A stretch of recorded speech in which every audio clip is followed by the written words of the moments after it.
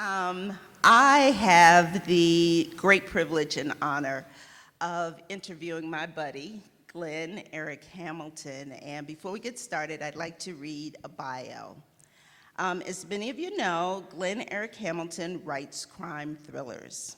His novels have been called outstanding by Publishers Weekly, a perfect mix of serious crime and caper movie by Criminal Element, and a must-read series by Mystery Scene magazine. Kirkus called Past Crimes, his debut novel, an exciting heir to the classic detective novel. Glen's debut novel, Past Crimes, listen to this, won the Anthony McCavity and Strand Magazine Critics Award and was also nominated for the Edgar, Barry, and Nero Awards. Glen has written 6 novels. His latest is Island of Thieves. His novels have been published in North America, the UK, Ireland, Australia, Turkey, and the Czech Republic, as well as Japan. Glen grew up aboard a sailboat in Seattle, Washington, playing and finding trouble around the islands, marina, and commercial docks of the Pacific Northwest. Whenever the boat drifted onto calm seas, Glen says he would raid his parents' bookshelves, passing the idle hours with Travis McGee, Patricia Highsmith, and Frederick Forsyth. Glen and his family currently live in Seattle. So let's give a big round of applause to Glen. Thank you. Okay, so this interview is about Glen, but I'm gonna start with something about myself.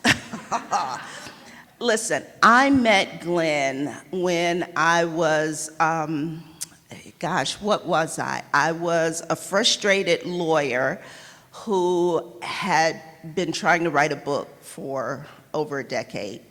And I finally got up enough gumption to get a manuscript in some kind of shape where I thought maybe an agent would be willing to take me on. So I made a list of all the agents I wanted to query and or pitch. We were at Thriller Fest. Thriller Fest, yeah, Thriller Pitch Fest. Fest. Yes, Pitch Fest. And so I had loved Glen's first book, and I wanted to pitch his agent. And so I was like, you know what? Put on your big girl panties and just go ask him about his agent. And so I did that. And I approached this man, and I'm sure he must have been like, who is the weird black lady that keeps standing off to the side looking at me? But I finally walked up to him and I said, you know, Glen, I'm unpublished. I'm thinking about, doing Pitch Fest, and I'd like to pitch your agent. Could you tell me a little bit about her?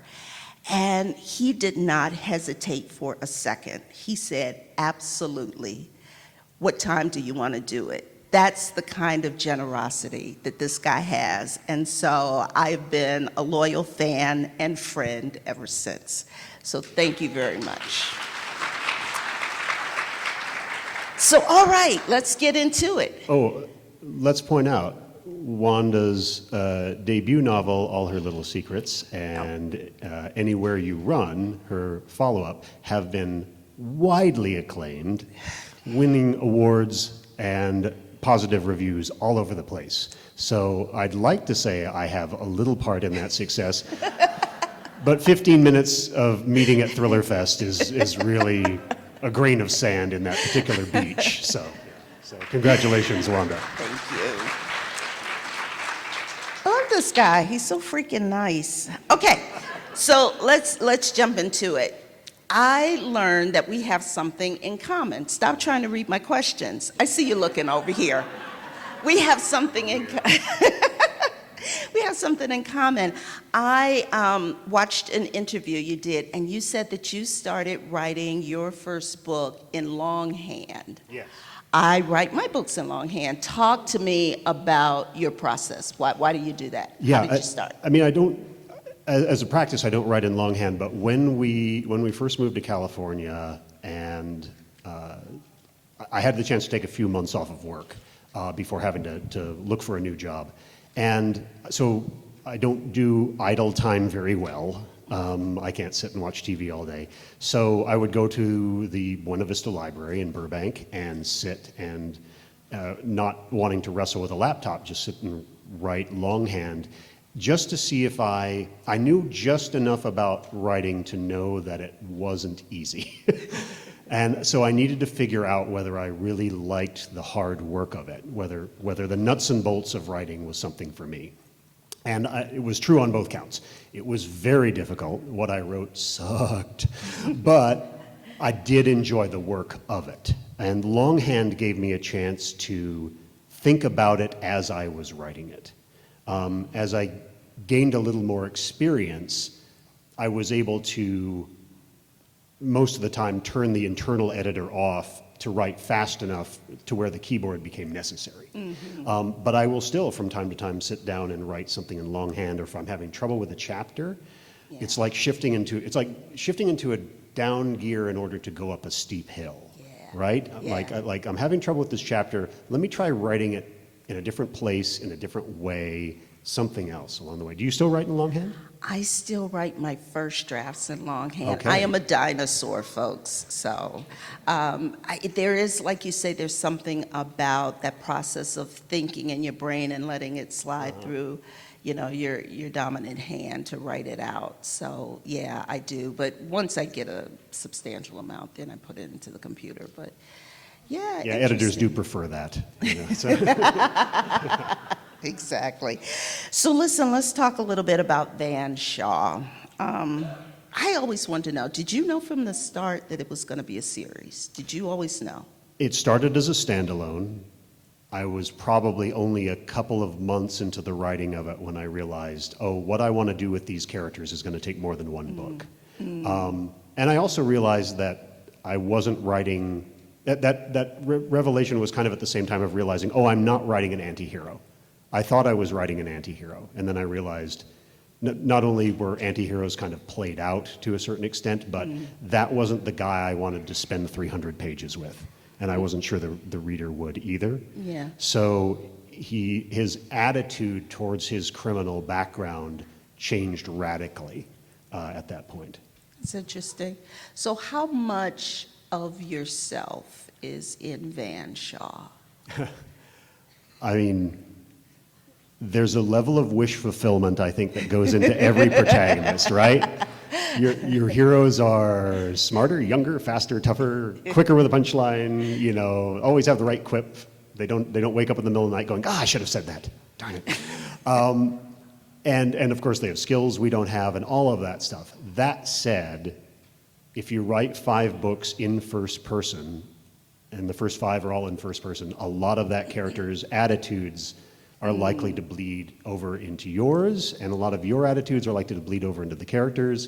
And there are times when I have to look at something and go, okay, is that me or is that him? Should he really have that attitude?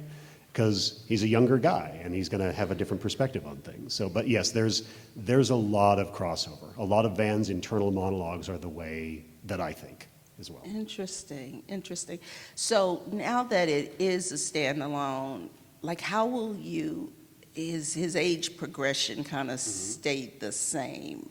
Right? Yeah, he doesn't age in real time. That was a decision I made really early on. I think if you look at the months that things happen in the book, the 6 books happen in about 3 years. 3 years time, which is pretty remarkable given the amount of punishment he takes during those 6 books. He heals really quick. But for the most part, I want him to age, I want him to mature, but I mean, you can't ask for better lessons than like Michael Connelly, who started Bosch in his late 30s and now wishes he hadn't aged him in real time because Bosch is 70 or 70 plus, and he's having to deal with the character in that, which is great. It makes for more interesting and different problems, but I'm sure there's times when he wishes he could have Bosch in a fist fight, again. And so I deliberately decided it's going to be kind of like the Spencer novels. He's going to age, but it's going to get gradual. Slow. Right, yeah. I like that. So listen, I read well, I wouldn't say a lot, but I've read some male authors who write about women, and sometimes it doesn't come off very well. But you are one of the few men who write about women, and I think you do no damage. I like the, the way you handle it. I'm trying to be. I'm trying to be. I'm going to repeat that mantra the next time I sit down and write something from a female point of view. Do no damage. Do no damage. That's right. So, can you speak to us a little bit about Van's relationships with the women in his life, including Maura, who's a mother he never really knew, Addie, Lou, Solana, Ren. Sure. Talk to us about them all. You know, Van, it's no coincidence that Van has a lot of male friends and close friends, but he is surrounded by women. That's not a coincidence. I am surrounded by women. There are 3 human women in our house and 2 animal women in our house. I'm the only one lugging around a Y chromosome anywhere in sight. And so I'm sure that without necessarily intending to even, there are attitudes and thoughts and ways of looking at the world that are very different that I will pick up just by dint of that background. Van lost his mother so early, his memories of her are almost faceless, right? He remembers his mother more as an entity than as a person, right? The way we do when we're very small children. And so as he's come out of the military, as he's reintegrated with society, he's surrounded with himself with this sort of ersatz family. And he sort of has a mother-grandmother figure in Addie, who was a neighbor of his grandfather's. He has a sort of little sister relationship with Addie's foster child, who is a teen. And even the romantic relationships that he had, they're generally women who are at least as tough as he is along the way. And will kick him in the shins and challenge him on his attitudes. That's why Addie is one of my favorite characters to write, because she's 80 and she brooks no shit from anybody. You know, especially not Van. She will tell him he's being an idiot right to his face and not care. And she's usually right. She may not be all the way right, but she's usually right enough to make him pause and go, gotta think about this again. Yeah. And, you know, there are times in my own household where I gotta pause, get told something and pause and go, gotta think about this again. Yeah. Yeah, that's interesting. So let's talk about the action scenes in your book, because they are so vivid, and some of the scenes I actually have to read them twice because I'm like, what in the world did I just read? Are those your favorite scenes to write? Because I get the impression that they are. In some ways they are. They're also some of the toughest scenes. There's a scene in Mercy River that is basically, it is a bank heist. It's an armored car heist, really. It's an armored car heist. And the challenge is that there are 2 teams going at the car simultaneously. One team trying to block and subvert the other. And the number of players on the street and where they are and the geography and getting clear exactly what's happening to make it clear to the reader is a real challenge. I literally have a map and toy soldiers, and I'm going, okay, he can see this from here. Here's what the reader needs to know, and here's what's happening. Especially as things get confused, because there's smoke and gunfire and things are going on, and he doesn't know everything that's happening. But making it clear to the reader takes a lot of practical geography in making sure that that's clear. That said, viscerally, it's a lot of fun to write once you've got that figured out. And I can usually tell when I'm rereading it, if I'm speeding up to figure out what happens next, and logically I should know what happens next, that's a good sign. So I adore writing action scenes. I grew up writing, you mentioned the Travis McGee series, and John D. McDonald could write some of the scariest villains in the world. You know, a lot of them had a weird sort of psychosexual twist to them, but even the ones that didn't, he could make you fear for his protagonist like nobody else. And I try to replicate that to a certain extent. I'll go back and reread MacDonald. I won't imitate his style, but just the emotions that he's trying to get to, and the intensity of the action scenes, and the desperation. Any good action scene has desperation in it, right? It's not just the hero punching a guy and getting punched and the other guy falls down and that's it, because that's dull. It's a we're in trouble here, and every move we make might be the last one if we don't get it right. You know, that's the sort of page-turning thing. So yeah, I adore writing action scenes. They are often very difficult, especially sometimes the posturing or something that comes before it. I try to skip that part, but it's when those work, oftentimes the book is working, because they are action thrillers. That's what they're there for. They're there to be a roller coaster ride. Exactly. Right? Yeah.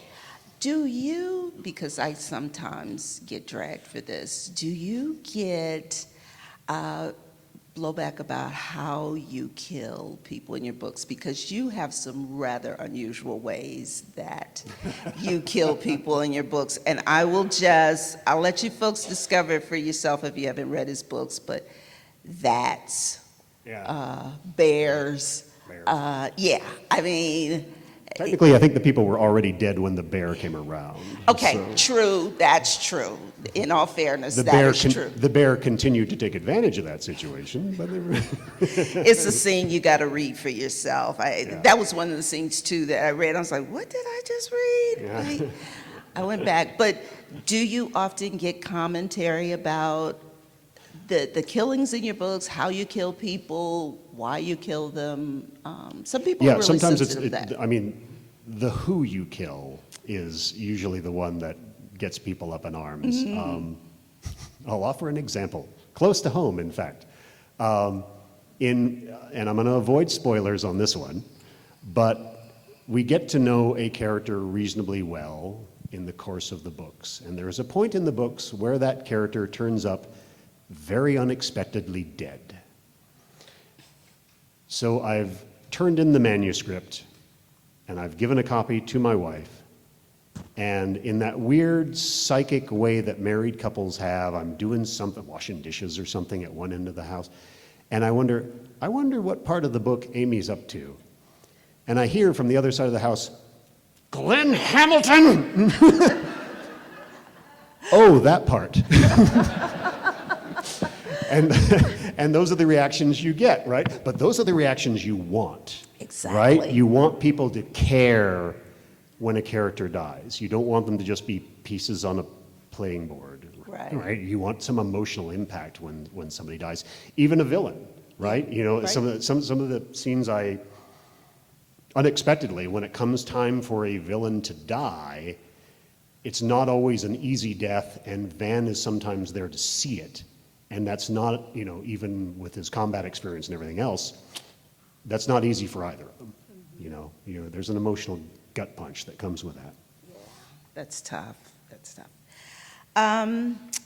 So I understand you and your wife, Amy, met while you were working in theater. Yes. So, first of all, what did you do in theater? Well, I have 2 degrees. One got me, as I put it, one got me a day job and one got me a wife. I went to the University of Washington, and I have a degree in computer science, Bachelor of Science, and I have a Bachelor of Arts, completely separate, in drama. Took 5 years and 2 summers to do all that, because there's no crossover. So far as I know, I'm the only one, at least at the time, I was the only one in the history of the university who had that particular double degree. Because it's really weird.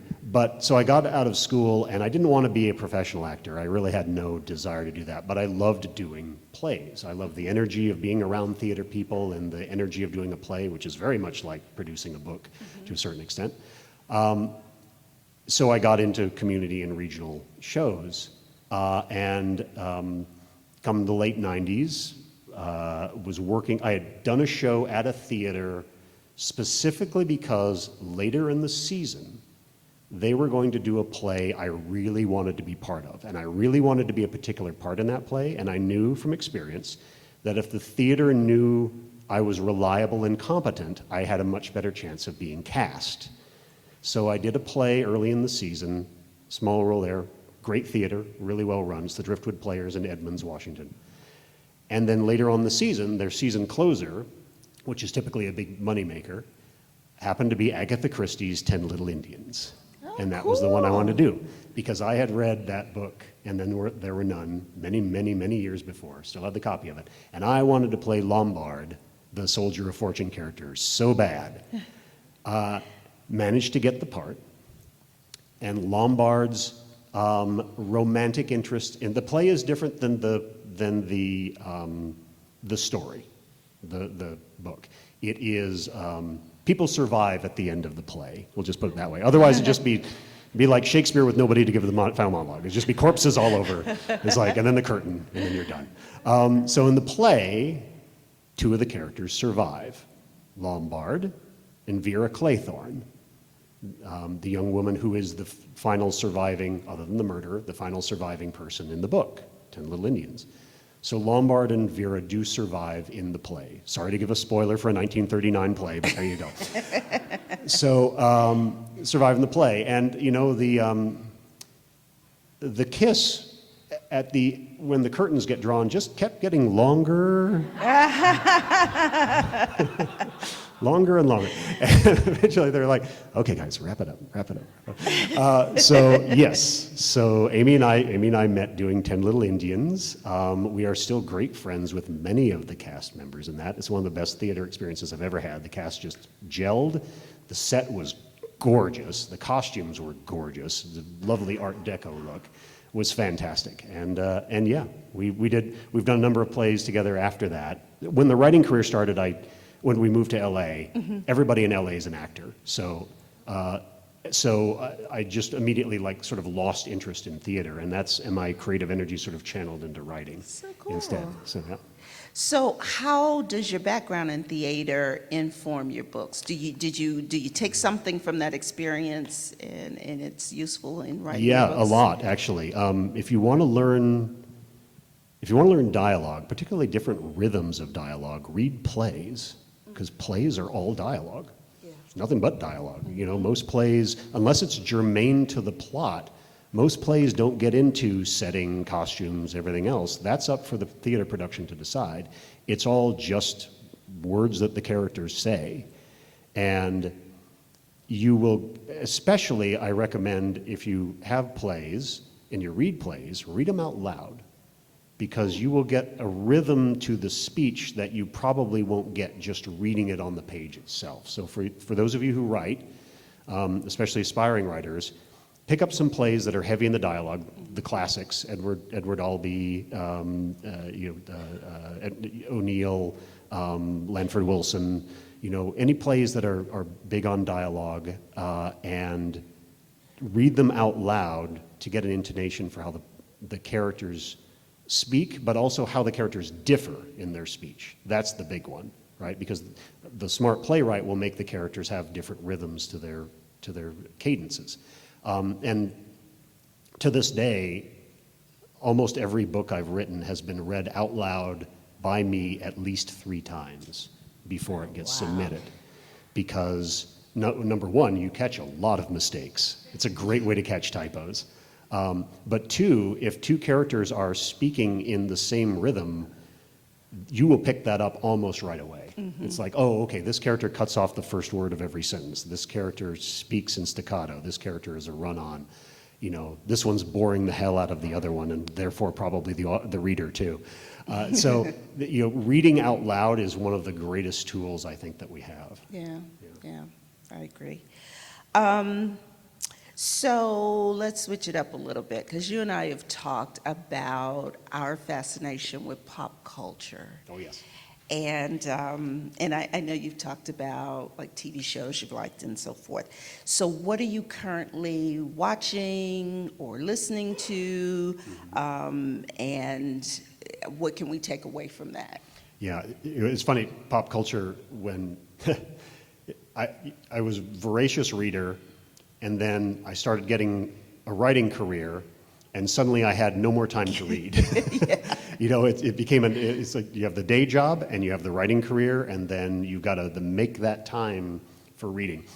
And when the books are in gear, when I'm on deadline or just in the groove with a book, there's no time for pop culture either. So I will make a list. Somebody will mention a movie or something, and I'll be forming a list of the pop culture to catch up on in between books as best I can. But right now, Poker Face is an obvious one. Oh, yeah. Because I'm a huge Columbo Yeah. fan, and we've been steadily watching those as a family at home, because of course I've introduced the entire family to Columbo. So and so we've been not wanting to burn through those. So we've been watching them slowly at home. We're about halfway through the season, parceling them out.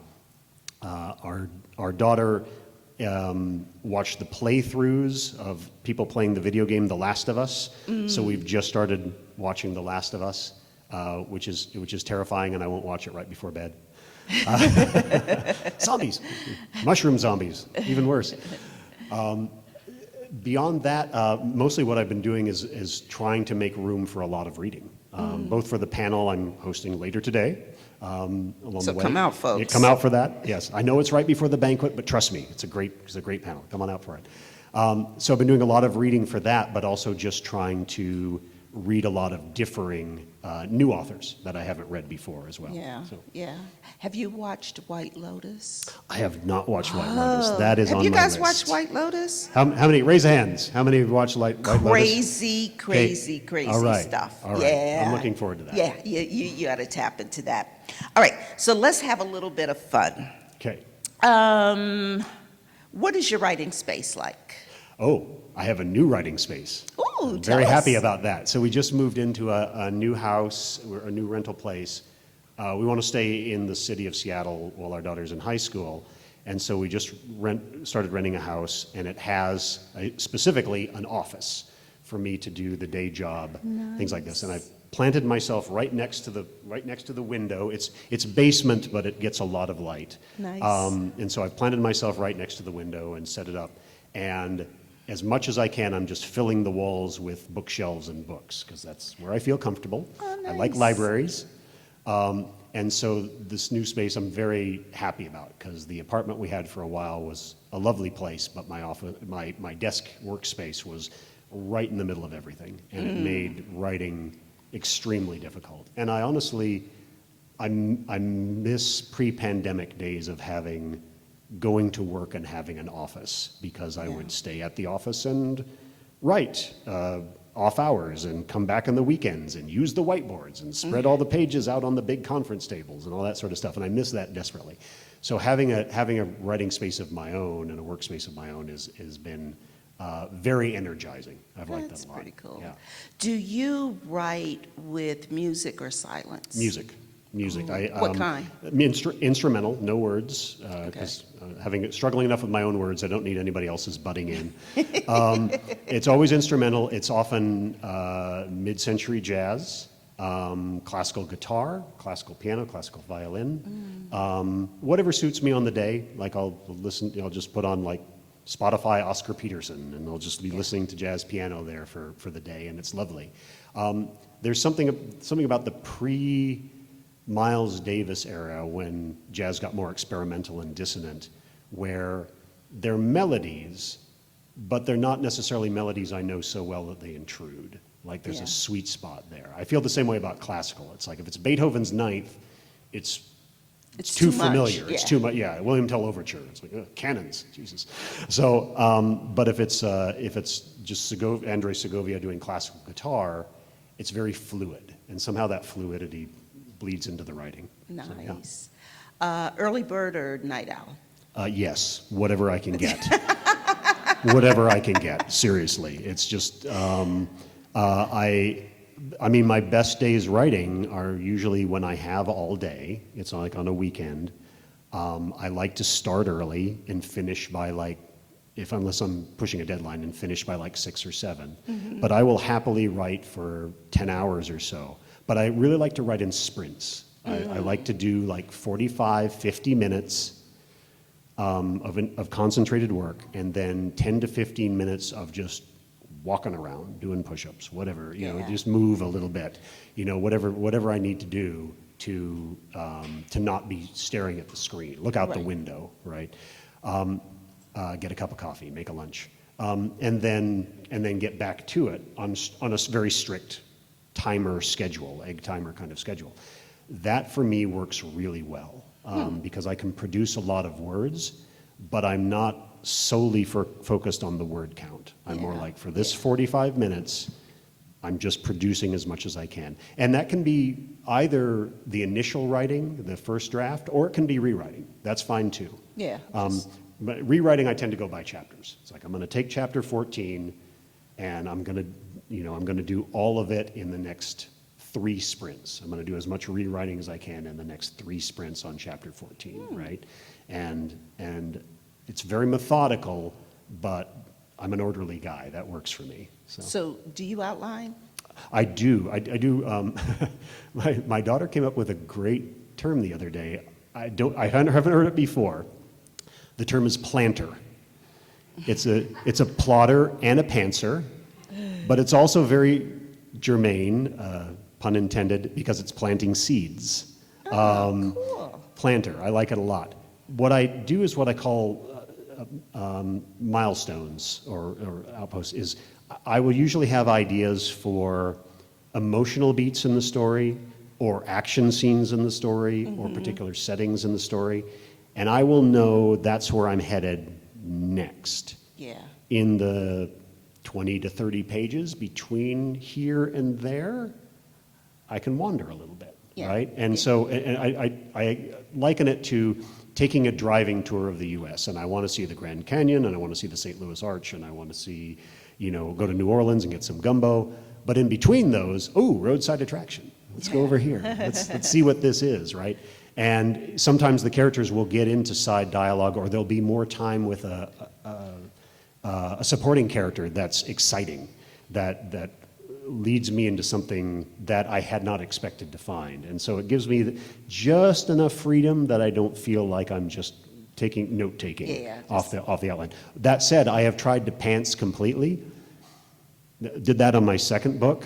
And while the main story worked well, the interstitial chapters were just, I probably had to write fresh on the rewrite 110 pages of that book, because it's just like, dead end. And not necessarily a dead end plot-wise, but kind of a dead end energy-wise. It wasn't there, right? Yeah, It wasn't flowing as naturally as it should from this plot element to the next act, to the next chapter. Yeah. you I know? think that's something too, as a writer, it's a skill that you have to hone, because as a new writer, like with my first book, I didn't know that. And so I would write myself into these places where it'd be like, why is it taking me so long to get through this section? And then I realized that's because it's boring. Yeah. Like the energy is low. Yeah, Which, that's another if I find it that's another boring- thing where reading out loud can really help. It's like, God, I'm Right. bored reading this. Okay, all right. Yeah, Then exactly. clearly, I've got to fix it. So this next question is for me. We also have something else in common, Glenn and I. We both have teenagers. How Yes. are you surviving? Mads, how we doing? Thumbs up. All Great, right, fantastic, all right, excellent. Mads. So, Okay.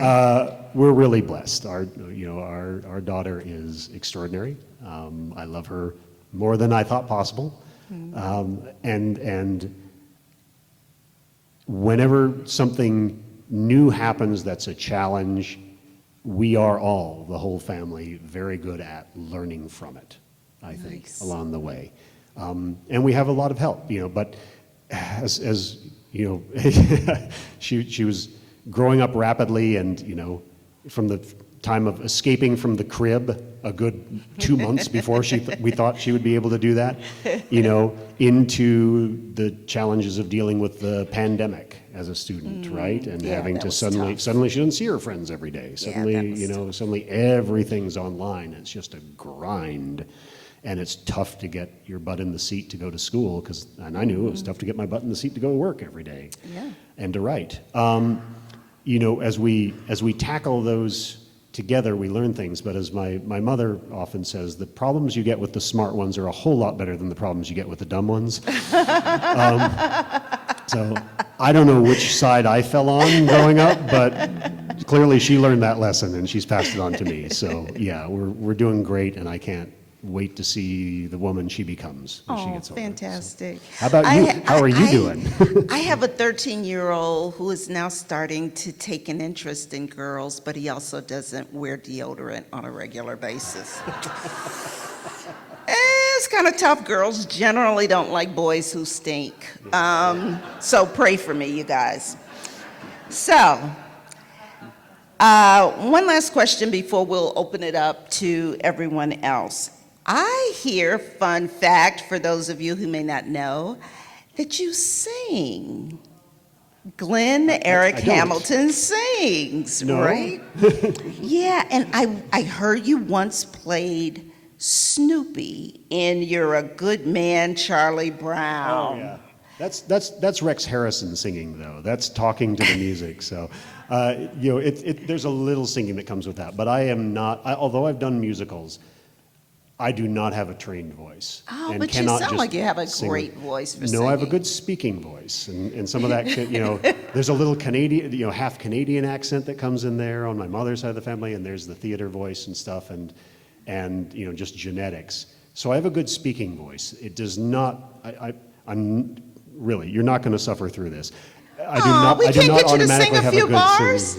singing. So I won't make you suffer through that. Catch me later in the bar after a couple. There we go. All right. Give me a good sea shanty. We'll get down. You guys heard Yeah. it. You Yeah. heard it here. Exactly. So meet him at the bar and get him to sing. So I'm going to open it up to questions from the audience now. So it's not just me up here blubbering. We have a question in the back, sir. Sounds like you still have a day job. Uh, How do you make the time to write and not end up with childhood? Let me repeat Yeah. the question. So the question was, it sounds like you have a day job, and so how do you still manage to write? Essentially, that's your question. And not get divorced, I think, And was not part get of that. divorced. So, exactly. On the way.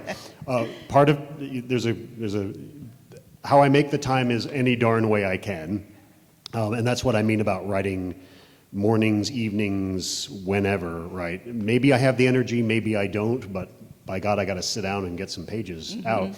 Weirdly enough, it's a self-fulfilling prophecy. If I've gone to it's like getting to the gym sometimes. Getting there is the hard part, right? If I'm sitting down and I've turned the music on and the page is up on the screen, that was the hard part. The writing, tough as it is, comes easier once I've actually gotten my ass in where it needs to be. As far as how to produce a book, I have a wonderful support system. The family knows I go through periods of weeks and months where they're just finding flat foods to slide under the door to me. Oh, bologna. So, just keeping the world spinning while my head is off somewhere, because I likened it to doing a play. There are times when I'm really into writing a book that I'm living, breathing, dreaming that book. It is in my head all the time, and that's not a bad thing. I think it makes the book better.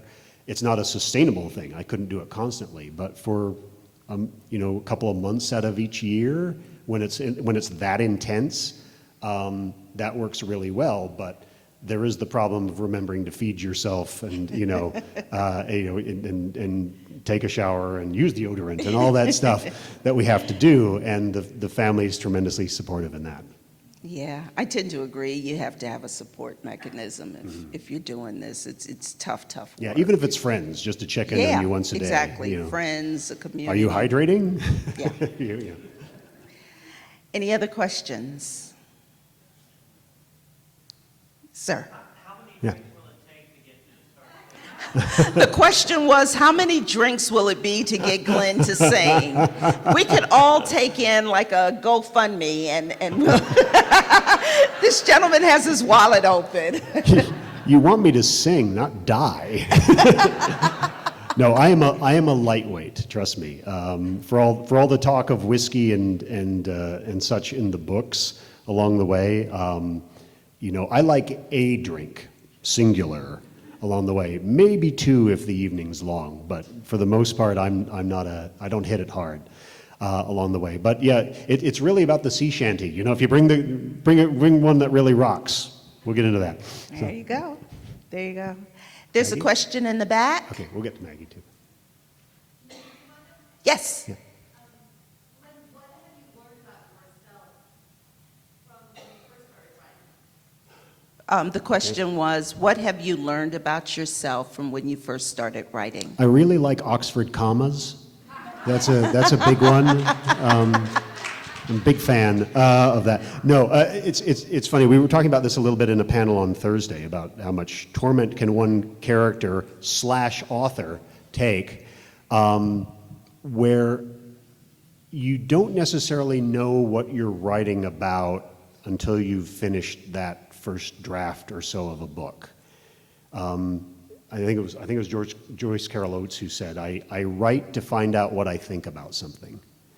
And so it's the same sort of way as I don't go into a book thinking this is the theme of the book, this is the emotional resonance I want it to have, and this is potentially what I'm learning about myself in the writing of it, of the demons I got to wrestle with, the issues I've got to wrestle with.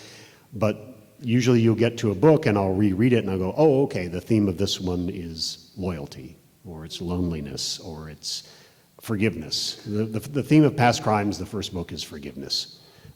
It's not necessarily underlined, but that kind of goes through the whole thing, even with the villains to a certain extent, the people he should hate most. So that's, and so I'll learn how my attitudes, as I said, overlap with Van's a lot. The Van diagram, if you'll pardon the pun. Oh, of gosh. overlap. Dad jokes. Dad Wow. joke. Dad joke. The Venn diagram there is pretty steep. So I've learned that in most ways I'm a little more humane than I might have originally imagined myself to be, and that's a good thing. But also there's a Jekyll and Hyde quotient that I have to watch out for. And usually that Hyde is inner-directed, right? It's not acting out in the world and hitting somebody with a cudgel until they die. It's hitting my own psyche with a cudgel until it behaves itself not behave itself, beats itself up too much, right? And Van, I think, struggles with that too. That's a great question. Yes. So you grew up on a boat, Mm-hmm. and I bet space was very constrained. Yes. And you mentioned that your escape was to go to a library, and now you have an office surrounded by bookshelves. Mm-hmm. What other, what is it in your current life that you see positively and compensating for that? Like, you have your private space, your books. I like the word compensating, yeah. You want to repeat that? Yeah. Yeah. Okay, so the question is essentially, what are the positive things that have come out of having grown up on a boat and now having an office where you can actually write and devote to this craft? Yeah. As far as growing up on a boat, I'll mention one thing. When I think about getting to somewhere, like I think about going from Seattle to Victoria, BC, for example, or down the coast, I don't think in terms of freeways. I think in terms of waterways, because that's how we always got there as a kid, right? And liveaboards, like my folks, who are adventuresome people, and our fellow folks who live aboard, like to believe that they're at a certain remove from society. And it does engender a different way of looking at things if you're not actively in the city, but a little outside of it, a little removed along the way. As far as the place lined with books, there's not a lot of privacy on a boat. I like having my own space. I like having a bit of quietude along the way. It's nice to go out and take a walk, because you can't do that on a boat either, really. So open spaces I enjoy quite a bit. I may be the only person of most to move into a dormitory room at a university and go, wow, look at all this space. Okay, we have time for just one more quick question. Maggie over there was yes, asking, so. sorry. Is